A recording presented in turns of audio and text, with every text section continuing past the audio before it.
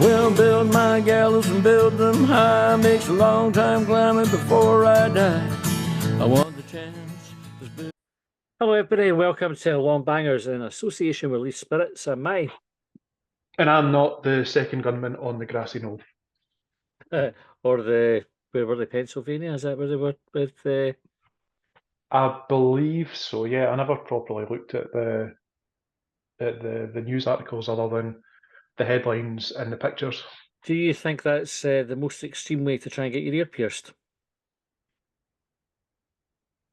Well, it's between that and archery, isn't it? Archery's a good way to do it as well.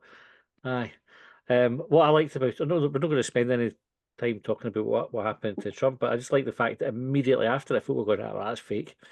Immediately, the conspiracy theory is more prevalent than just the fact that somebody tried to shoot him. I wonder if that's kind of symptomatic of the times. Like I was thinking of something similar when I saw Alex Jones and Infowars mentioned earlier, because I thought it was going to be. I thought, do they apply like false flag shouts to the guy that they want in, or is it just everything else? Who knows? Who knows? It wouldn't surprise me either. But you know, if wouldn't put it past them for staging something like that. Anyway, right, we're not talking about that. We're talking about Elgin now. Hibs 5.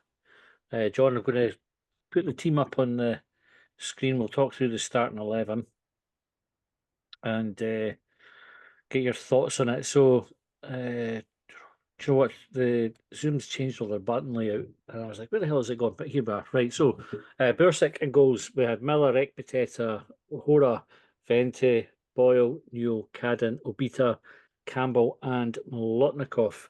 And then on the bench, we had Walcott, Levitt, Amos, Mariah Welsh, Kenna, Harbottle, Megwa, Jair, and Rocky.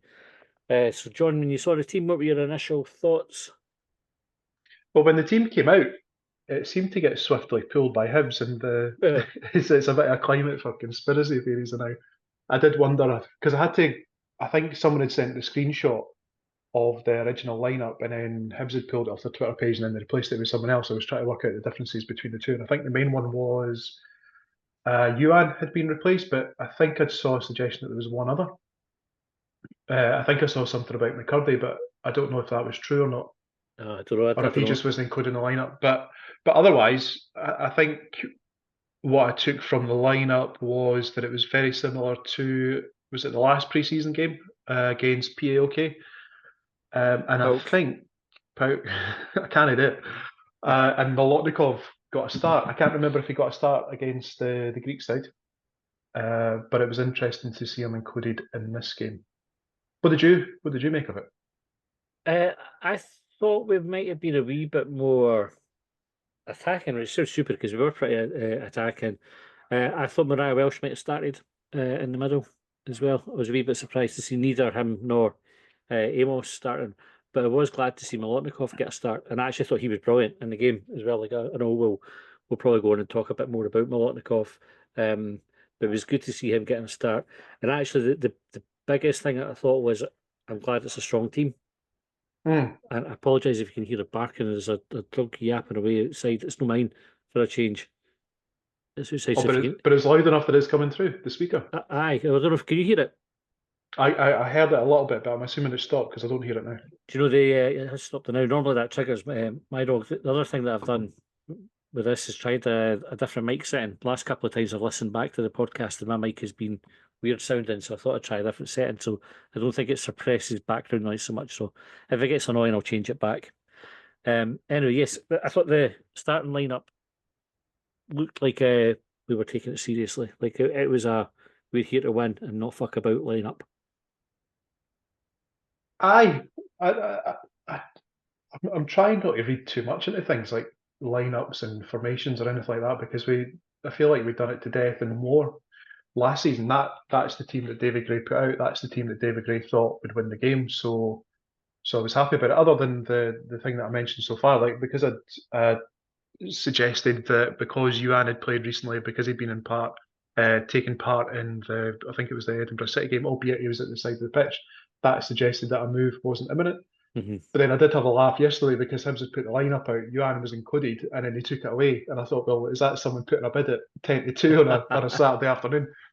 Well, the official line on UN was that he was not well, and there was no real point in him travelling up on the bus not feeling well, a for his own health, but also for the risk of passing it on to other people. So he was being monitored Yeah. by the doctor, club doctor, I take it. Um, and so we obviously wish him a speedy recovery. Get well soon, Ellie, if you're listening. Do you remember when, I don't know if it ever happened to you when you were younger, but when I was wee, like if me and my brother or my sister, whatever, were ill, my mum would get the doctor to come out and he would come round with like the big sort of like leather doctor bag. Did that happen to anyone else, or was my mum just like a massive hypochondriac who demanded that the GP visit? The reason I'm asking is like Mhm. I'm picturing that in my head, a GP popping round and taking Yuan's temperature and dishing him out a wee prescription or something. I can't remember the doctor coming out. They must have done though. Do you know? But then I can't remember a doctor coming out for our kids. We would have had like health visitors, came when they're wee Oh, tiny wee babies and that. But in terms of as they were older, I can't remember a doctor coming out. Mind you, we only live 5 minutes for the GP surgery, and our uh, GP's brilliant. You can phone up in the morning, and they'll say, "Can you just come down there now?" Pretty much, and you're straight down seeing him and back home again within half an hour. It's good. I'm not going to say what it is in case everybody tries to get in and register and ruins it. But anyway, right. Well, how the fuck are we talking about GPs, John? it was just when we were talking about the club doctor looking after Yuan, and I genuinely had this picture in my head of Yuan at home, tucked up in bed, and the doctor coming in with Lemsips and ointments and lotions for him. Aye. What do you think then? The first half, like talk me through your thoughts in that way. Went in at half time, 2-0 up, 2 goals for Vente. What were your what were your takeaways for the first half performance? I think I think overall, like, and at the risk of answering a question that even asked, like, I thought that the first half performance and the second half performance was kind of what we expected. Hmm. So we've gone up to, so we are the Premier League side, and Elgin, I believe, are League Two, which I think is that third division old money. Yeah. We've gone up. We've gone in 2-0 at half time. We've scored 3 goals in the second half. We've won 5-0. Uh, Clean sheet. We've not had anyone booked. We've only had one I think a quad strain maybe for Chris Cadden, but it's not interrupted the flow of the game. There's nothing that set hearts a fluttering. It was it was a very professional performance. That was what people expected. Like if we come down the road having won 2-0, folk would have been asking for more goals, but we've won five. Sorry, we've scored five. So like it was just it was professional, and I think there was other points throughout the game as well, first half, second half, where I think you got maybe a glimpse into how we might play in future, or like some of the qualities from players that might open up other teams that we come up against. So the two that I wanted to pull out in particular was I think it was for the opener where Molotnikov's come off the right hand side, and rather than continue to drive into the like on the edge of the D, he's played a sort of reverse pass down the Mhm. channel for Cadner Boyle to square for Vente to score, and then I think it was for Boyle's goal. Josh Campbell's done something similar. So if you remember, one of the challenges I think that you described that David Gray had put to Josh Campbell was that when Hibs were on the attack, he's involved. When Hmm. Hibs were defending, he's involved, and I think you saw that at least from the goal contribution that he had.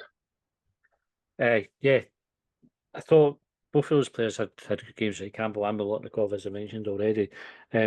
Campbell's pass to Boyle was really good. Um, Hmm. is it interesting? So we had Vente getting a couple of goals.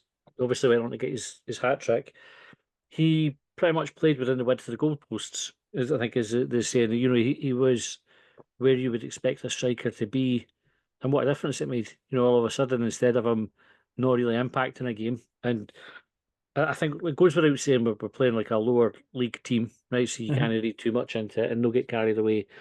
But I'm not going to caveat every single point I make with consider the opposition, right? That's just you take that as a given. He gets his hat trick. He's in great positions to score goals, and it's three good finishes. Boyle gets a goal coming in for the right where he's at his best. So he wasn't over on the left hand side where he would get played quite a lot under Monty and Johnson had a tendency to play him out there. He's at his strongest on the right. He's got a goal and at least one assist from that side. We had players impacting the game from positions that they're good at. And I think that's like one of the things that I thought we would get with David Gray is doing the basics well.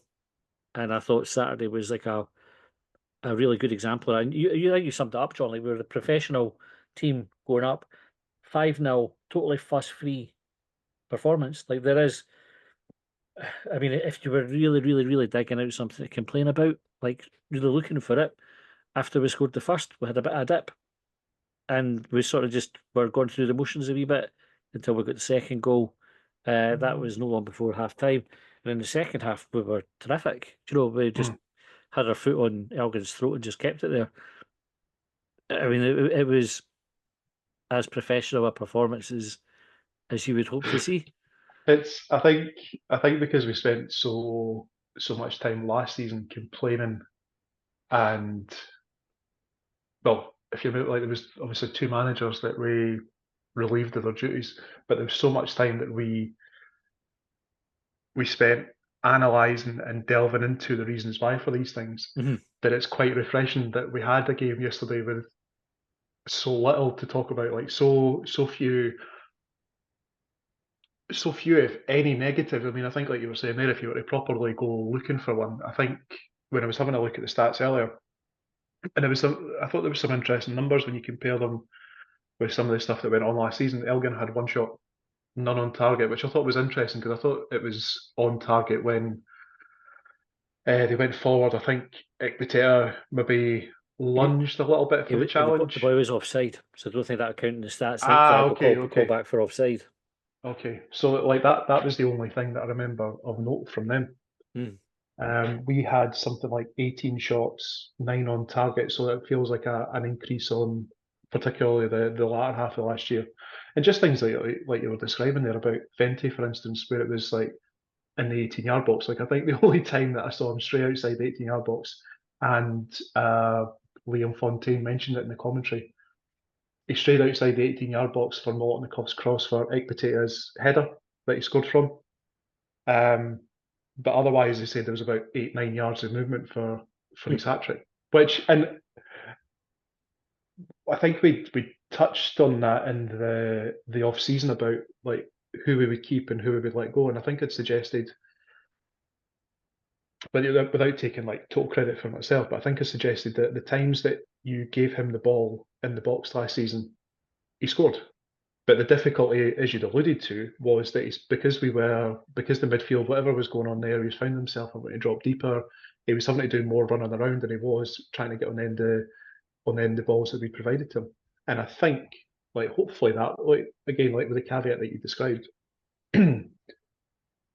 about the opposition, that's an indicator of what he can do. Like, give him the ball in the box and let him do the rest. Hmm. Because I think the goals that he scored, in fact, like you'd mentioned Martin Boyle. I think it was 1 goal and 2 assists that Hibs had shared the graphic of, but Ventus had 3 goals, uh, an involvement in another, like a second assist, you might call it. But there was another chance, like he could have scored 4, but he kind of hit it straight at the keeper. So I think that was a fairly healthy return from him, all in. Like for that 8 or 9 yards that you got, for that movement that you had in the 18-yard box. Like if you can get that, I don't know, like every other week from him, then he's going to have a pretty productive season. Yeah, and I think for him personally, it's probably good to get like that monkey off his back immediately. You know, first competitive game, 3 goals to his name. I mean, he's off to a flyer. I think with any striker, because he never had a prolific season last season, had he started this season slowly, I think that very quickly turns into a run. It just it would quickly become a non-scoring striker. Yeah, Now he's got 3. You know, hopefully he scores on Tuesday night, and he gets a bit of a run going, and the confidence just sort of flows through him.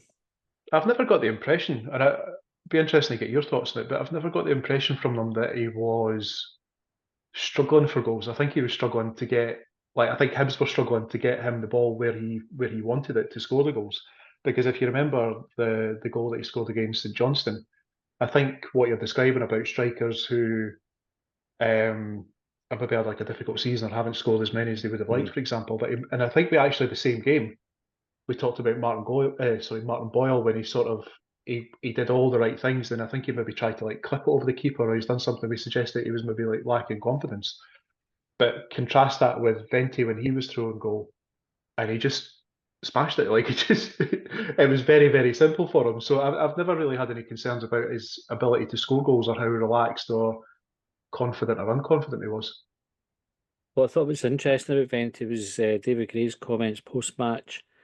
Um, I think it was the Hibs TV interview, and apologies for miscrediting it. But he was asked pretty much, are you doing something differently? And he almost sort of, by not saying, I didn't like what he did last season, he said, we're not going to talk about last season, but we want him to play further forward, or words to that effect. But I think what he was acknowledging there was it was our like the coaching team's fault that Vente never had a good season last season. And that if it was down to him, which it is now, he would have had him playing further forward and not dropping as deep as Monty had him. I just thought it was quite like a subtle point, the way that he made it, but very, very clear to say, well, it's different now. It's a good thing. Yeah, and I wonder how the midfield and the rest of the team like benefited that because what he was having to do last season at times was having to drop deeper because there weren't the runners there for him, or there wasn't the number 10 that we were apparently looking for, and that would all change once Marcondes came in. But it didn't really change once Marcondes came in. So I wonder what it is about the what is different now about the midfield and the rest of the team that's allowing Venti to just stay in the box. What do you think? Um, But I mean, I, obviously, small sample size, like it's one game.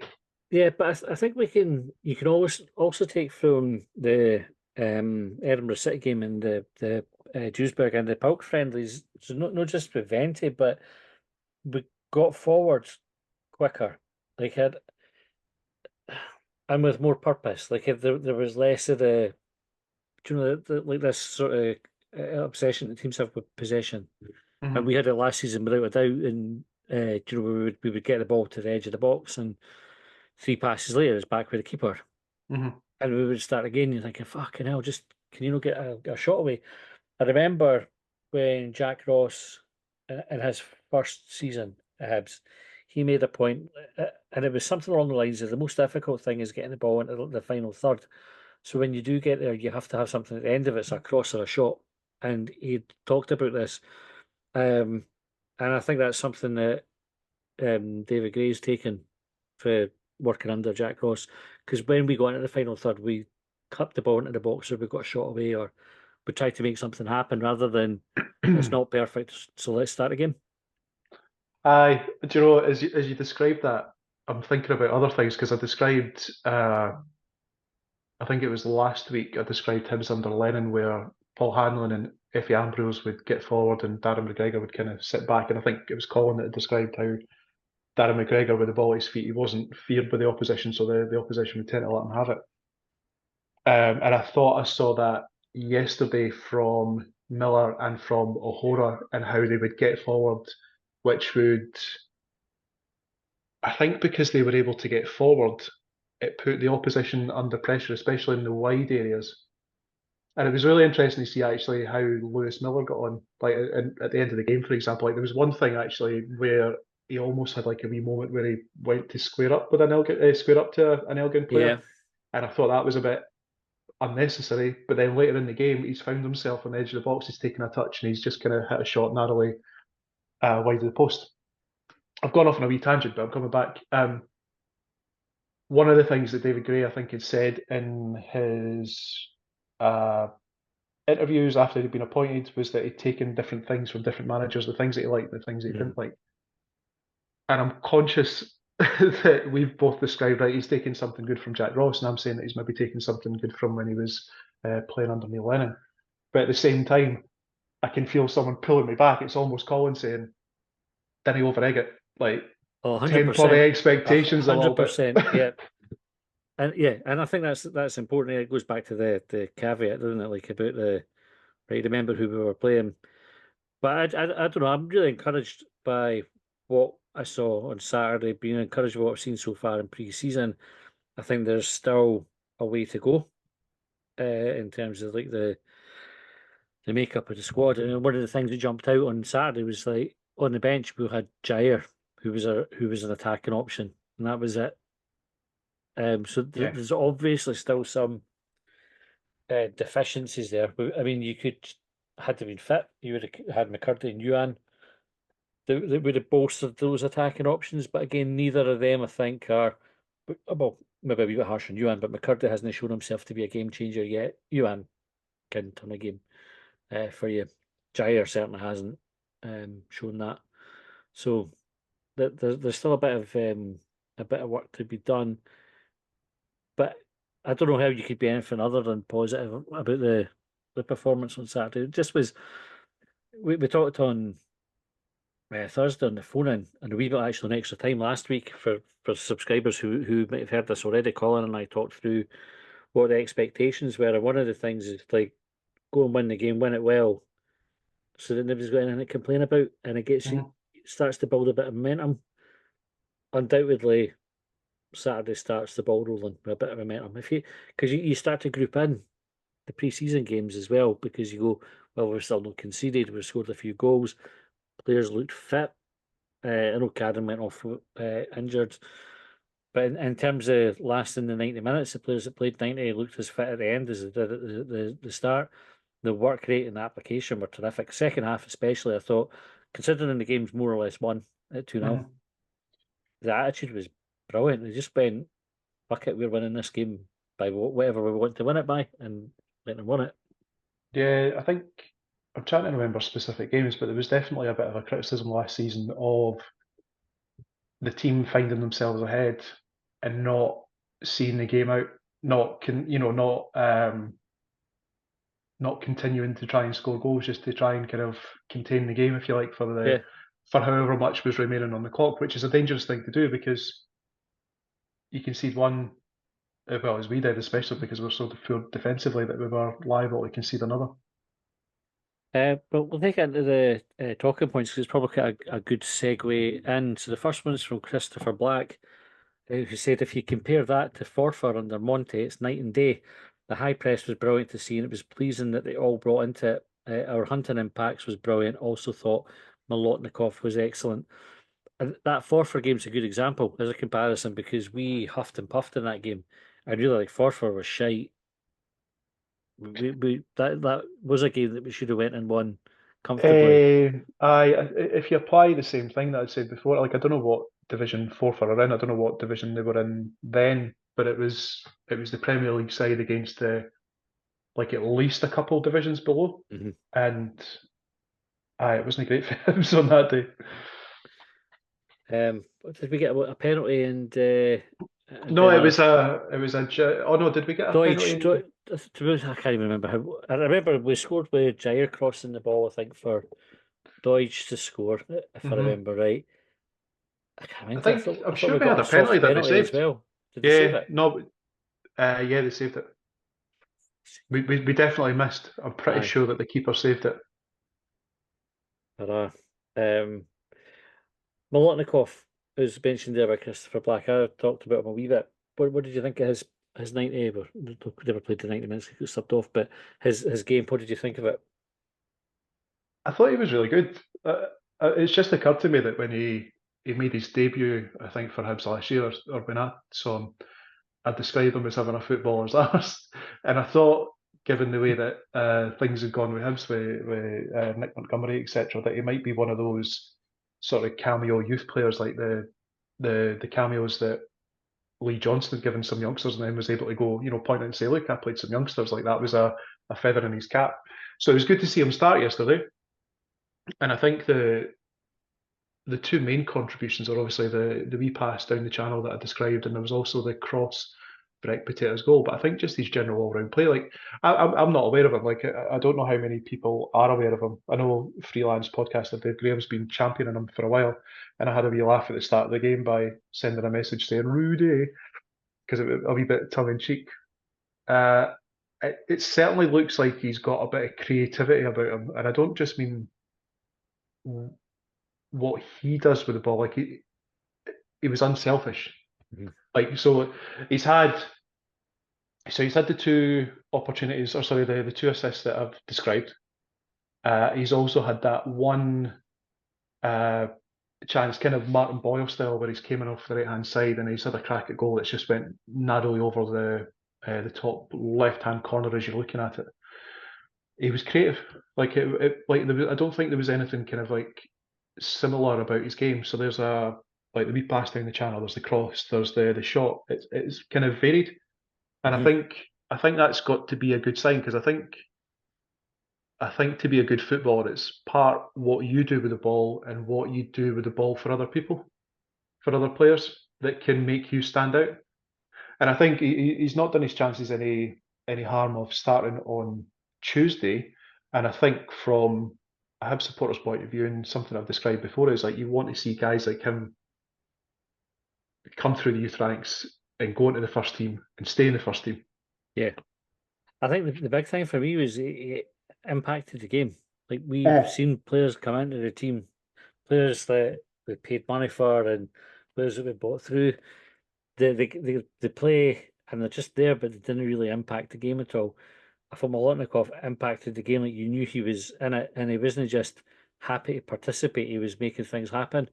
Mhm. I was really impressed with him, and I think he's done his chances of featuring more this season. No harm at all with that performance. Ryan Lyle said, play a striker stroke goal scorer 10 to 20 yards further forward, and it's amazing what they will do. Sir David Gray's approach to all the games is and will be professional with that winning mentality is another step in the right direction. Won't always work, but not for lack of preparation. What do you think to that, John? Aye, I think I think it's fair. I think it's reasonable. I think again, like I can feel Colin pulling me back again with a like tempering expectations. So you mentioned like the three preseason games, now the League Cup game, and like we hope that we go on to play on Tuesday and win. I think all the things that we're saying, all the good qualities about preparation, etc., and playing players further forward, whatever it happens to be, like there are going to be times where it's just not going to happen. Like we are going to experience a defeat at some point, Hmm. and I think the difference will be in how we approach that defeat and how keeping those things in mind. To not let that one defeat, for example, derail the next 3 weeks, three Yeah, games, 3 months, whatever. I think the big thing for me though is if we play like that in games and show that level of application, most reasonable folk will accept it. Like you're not going to win all your games, right? We know that's Hibs will. If we get to win half the games, we'll be doing well. So there's ways to lose games, and I think too often in the last couple of years we've lost games in the wrong way.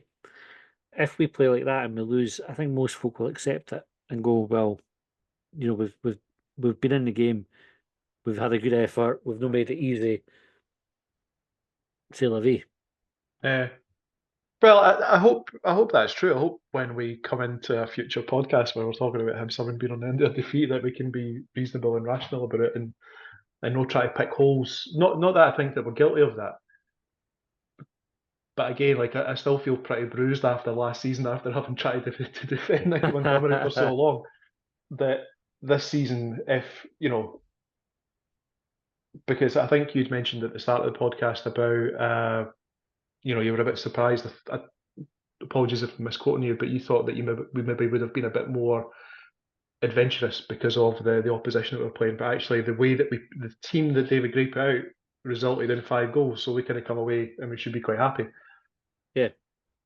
So like if David Gray decides to play four at the back in a game at some point in the future, that's because that's what he thinks is the best team. Like we didn't, I don't know. I think you know what I'm saying. Yeah, I know the point you're making, and actually, I've had that conversation before, right? I mean, countless times over the years with Josh, where the team lineups come out, and his first reaction's been to go, for fuck's sake, and then we have a bit of a we'll wait and see how they set up. But you never know what's going to happen, and I think the only time really when I've been at the well, the only thing that sticks out in memory is when Lennon played about seven defenders at Kilmarnock, and that team, and I was the first one to go.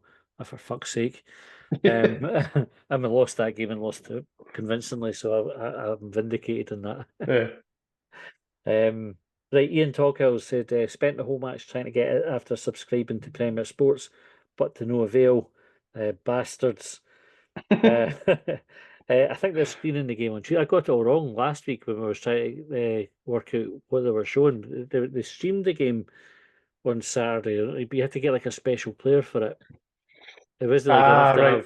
to have Premier Sports subscription. You also needed to have this like separate thing to stream the game on, apparently. Anyway, I think if you've got normal Premier Sports, if you can't make it to the game on Tuesday night, you'll be able to watch it on that because I'm sure we're the featured game. We'll come on to that anyway. Right? We'll talk about a wee bit preview for Tuesday in a minute. Jake Gapper said more than 2 goals in a competitive game. It's been a while. It's also been a while since we've come through one of those should win games with little to no stress. Good start. So the more than 2 goals in competitive competition, John, does that speak to the point you were making earlier about scoring one and trying to see it out? I think so. Like I say, I can't remember the specific games, but it was definitely a criticism that we had where we couldn't we couldn't finish out games, and we were just trying to try to keep a hold of the ball. That like, and it wasn't. I think there's definitely a time and place for keeping a hold of the football, like especially when you're ahead. But it didn't win the hearts and minds of the fans last season.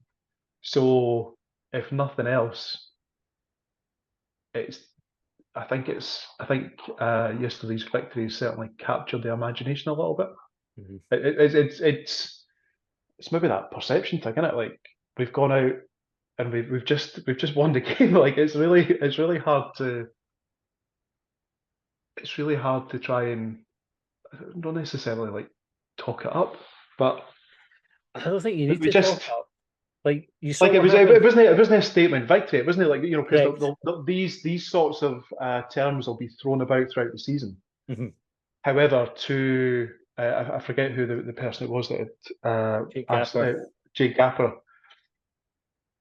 We described it in the last couple of weeks, like Paul Heckingbottom's opening League Cup campaign in the groups, and what went wrong there. That like Stirling Albion taking it to penalties, all that sort of stuff.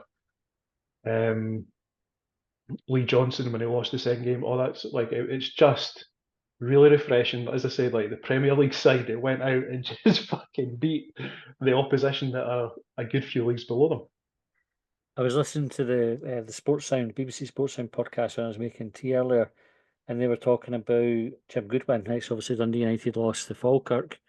Premier League team losing to a newly promoted Championship team, albeit Dundee United, a newly promoted Premier League team.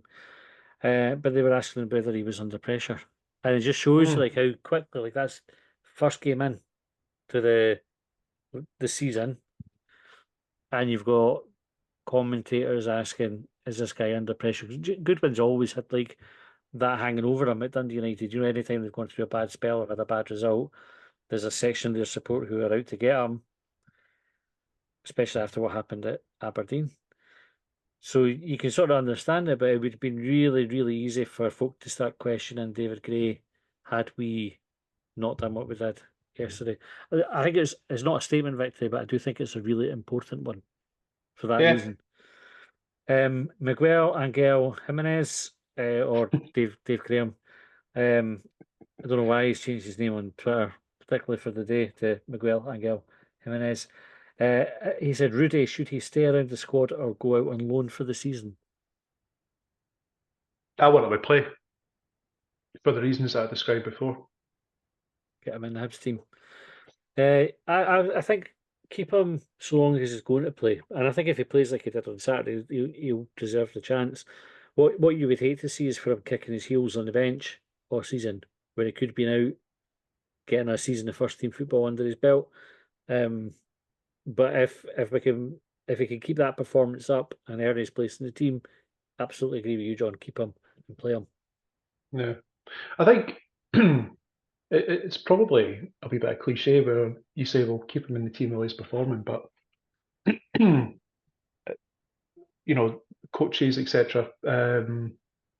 If he has a bad spell or if he has a bad game, I think that's probably going to be a really good opportunity for David Gray, Eddie May, and Liam Craig to like put the arm around the shoulder, kind of Mm. guide him, and maybe drop him or whatever. But like I said, I think I do see the merits of putting players out on loan to get them the opportunity to play first team football. But I'd rather see them develop playing first team football for Hibs. Yeah. Okay, Jeff Ashton, Rudy looks ready to make the step up this season, as does Megwa.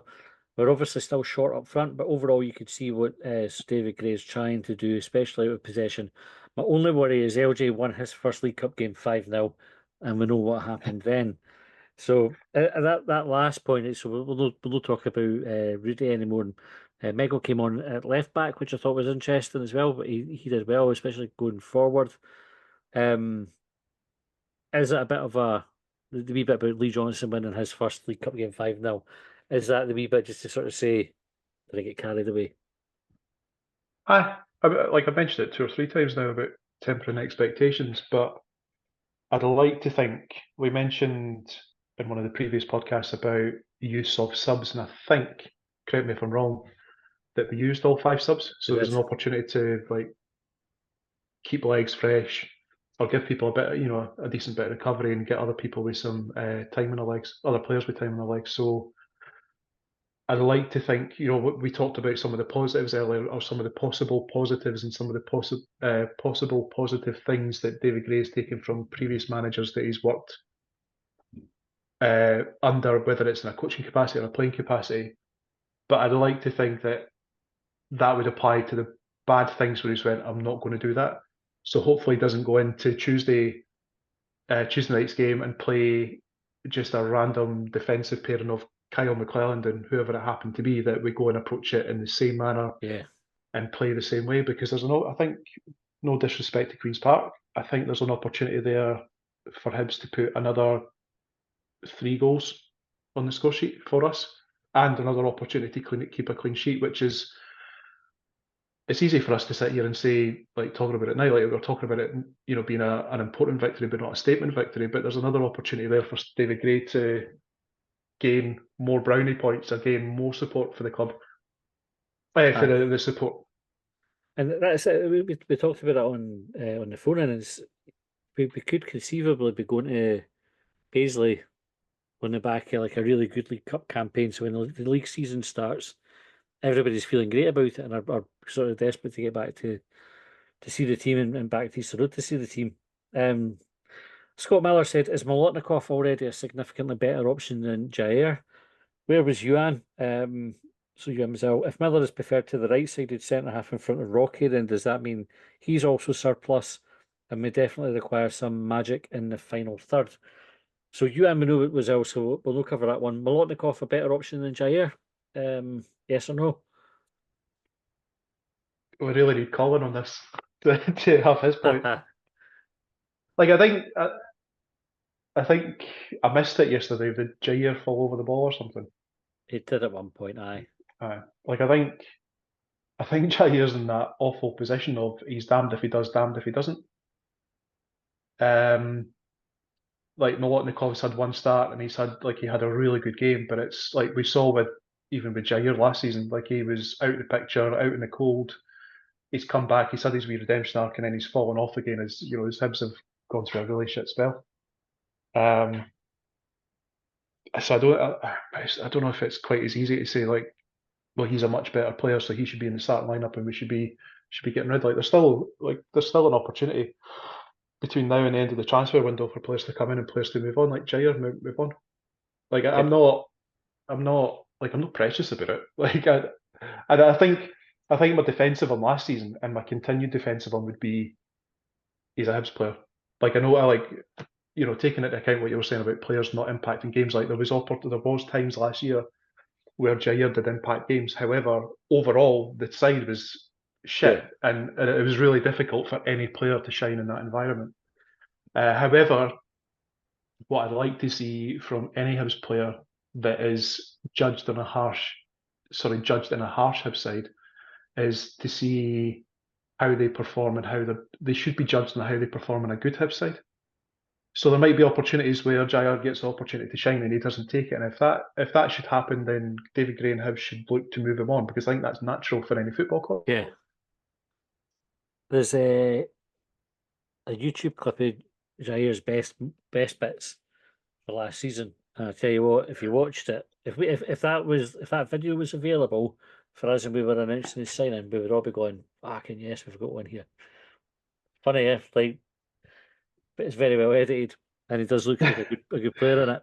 Was it Yuan's Instagram manager that edited it? Might have been. But I mean, it just shows you like sort of. I think sometimes perception blinds you though to the good things that a player does as well. But to be fair to the guy, and like you said, John, there were times where he did impact games. We just didn't see it enough. Um, right, Rocky Miller getting played ahead of Rocky. Should that ring alarm bells for Rocky? Potentially. Like I'm trying not to give like a sitting on the fence answer here. Sitting on the fence answer here. Like I don't think yesterday's lineup. So we described like the back three and how Ekpiteta would kind of like sit, and it was Ahora and Miller that were starting attacks. Like I can see the benefits of Miller being at right centre back, and like I'm not familiar with Ahora, so I'm not going to talk about him. I just could only talk about the way that he got forward and started attacks yesterday. Miller's athleticism, I think, means that he can play right centre back and he can certainly start attacks from where he's not required to beat players down the byline and swing crosses in. But his athleticism allows him to get forward and put the Yeah. opposition under pressure. I don't think Rocky has the composure to do that, but I do think he's got the physical presence to be that sort of like commanding, like the Darren McGregor type or the Ekpiteta type, like the guy who's got a very limited role to do. Hmm. And I don't mean this disrespectfully, but head of the ball away, put a challenge in, and give the ball to someone who can play football with it. Um, and I think based on what David Grade said about different plans, different formations, etc., I think you might find Rocky partnering Ekpiteta in some games. But I don't know what that means for Ahora or Miller in that sort of situation. But I think there's going to be times throughout the season where players are injured, players are suspended, and I think we do need that option. I don't think it necessarily means that Bashiri's needing to look for another club.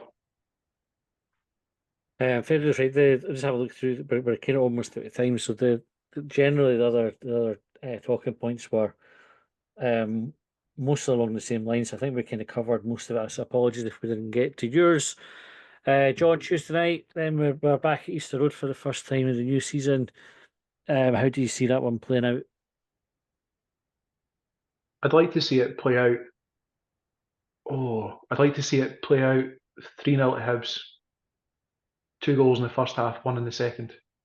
I mean, don't get me wrong, like, I'd like it to be an unlimited scoreline, but to continue that trend of what you described of kind of win the game, if you like, in the first half, but don't take it for granted, go out and continue to get those goals in the second half. Yeah, I think the same. Just like a proper professional performance. Go out, give it 100%, etc. All the cliches. Um, but they're just having as I'm flicking off the team sheet that I put up earlier on Twitter. Right, there's this guy Coatbridge Jambo who he tried to troll us on the talking points tweet, and all I did was just filled a tweet with laughing emojis at him, and he's replied like 4 or 5 with pictures and everything. And every time he's done it, I've just done the same thing, and he's just come back with another one as well, again with another picture. So while Did I'm you say Coat Bridge, I Jambo? Coatbridge, so you just know. I mean, you can what sort of individual you're dealing with. I mean, Well, Coatbridge. I was in Coatbridge today because I was at the time capsule again with the Bairn, and compared with Tuesday, for some reason I'm completely ignorant of, there was Irish tricolours and Palestinian flags alternating on lampposts. Well, Just went. I had a look to see if I could find out if there was some sort of celebration or commemoration, but couldn't find anything. I think he's um, maybe in a bit in a minority if he's a Jambo for Coatbridge based on what I saw today. well, this guy's. We've had the 5-1, always in our shadow. Hibs Oh spelt dear. with H1B5. no thought to punctuation or apostrophes or anything, unless they're going in the wrong place. Derby Records in there. He's made graphics and everything. And this is what I'm just about to send him again. And I'm going to keep sending him this. And I would encourage everybody, if you see any of the boys' tweets, just to reply with that, a screen full of fucking laughing emojis. If There he you're goes. here, if our listeners are still here, nearly an hour in, amongst yourselves, play a wee game as to how long it's going to be before that guy, Coatbridge Jambo, starts sending us in pie charts of how much more successful Hearts Aye. are than us. But we're moments away for a pie chart or a graph. I mean, he has already sent certain things that he's made up or one of his pals have made up with 22 in a row. If Carlsberg did City Rivals, we'll always remember 1-5. You'll never forget. I couldn't even tell you the Hibs lineup that day, pal. If I'm honest with you, I forgot immediately after it fucking happened. I'll never forget 2016 though. Um, Anyway, right, we're out of time. If you've listened to this and you've had to put up adverts through it, go on our Patreon. There's a very, very cheap ad-free option if you don't want to subscribe. If you do want to subscribe for just a couple of quid more, you go also on our Patreon. You can try it free for 7 days. You'll get extra time, and you get your podcast a bit early as well. John, thanks very much for your time this evening. We're now off to endure the European Championships final. Who knows how that will go? We'll wait and see. We'll be back with extra time tomorrow. Until then, thanks for listening, and we'll see you next time.